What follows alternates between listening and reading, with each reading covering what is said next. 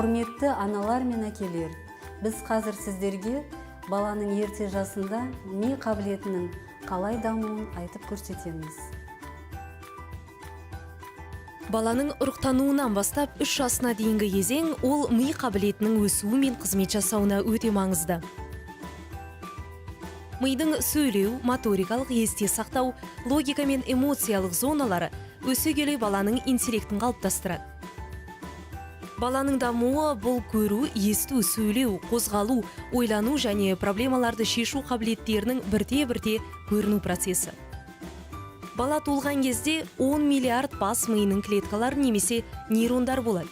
Бірақ олар бір-бірімен тізгін бойынша байланбаған. Баланың алғашқы 3 жыл өмірінде ми дендриттері арқылы ми клеткаларымен байланыс құрайды. Және бір нейрон 15 мың басқа клеткаларға қосыла алады. Олардың қосылуының аралығы синапстар немесе тізгіндер деп аталады.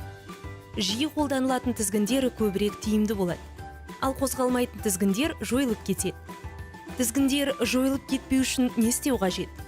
Ол үшін бала туылған кезден бастап оны сүюді, онымен сөйлесуді, кітап оқуды және баламен ойнауды әдетке айналдыру қажет.